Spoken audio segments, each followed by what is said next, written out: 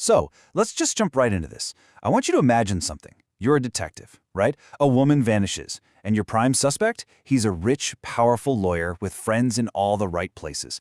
Problem is, there's no body, no murder weapon, no crime scene, nothing. It looks like he's actually committed the perfect murder.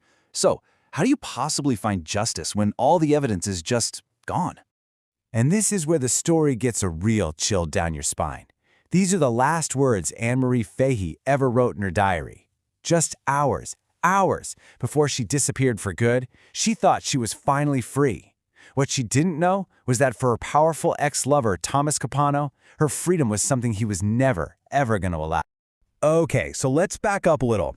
To really understand how this all went so wrong, we have to go back to the start of a really toxic relationship and the first few days of an investigation that honestly seemed impossible from the get-go.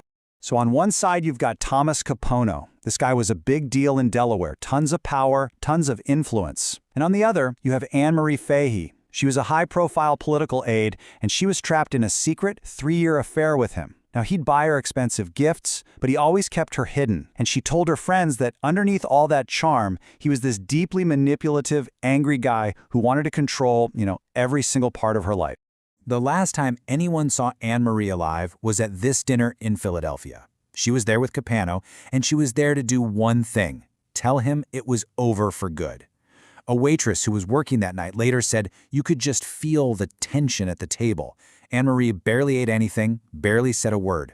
That dinner, it was the end of their relationship, and as it turns out, it was the end of her life. So 2 nights go by, and the alarm bells finally start going off.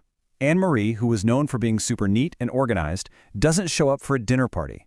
Her sister goes to her apartment and finds it in a total mess. And the details are what's really telling here. Groceries are just left out on the counter, her wallet and ID are there, but her keys are gone. This is not what someone does when they plan on leaving. When the police finally talk to Capano in the early hours of the morning, he's totally calm. A little too calm, you might say. He says, yeah, we had dinner, claims they parted as friends, and then he throws this out there. He says she was moody and suicidal, and maybe she just, went away for the weekend. And here's the kicker. When they ask to search his house, he says no. Claims his kids are sleeping. Big red flag. So with Anne-Marie officially a missing person, the whole case shifts gears. The investigators, they're pretty sure she's been murdered, and they have one suspect, Capano. But they were hitting a total brick wall, because as a former prosecutor himself, Capano knew exactly how to cover his tracks.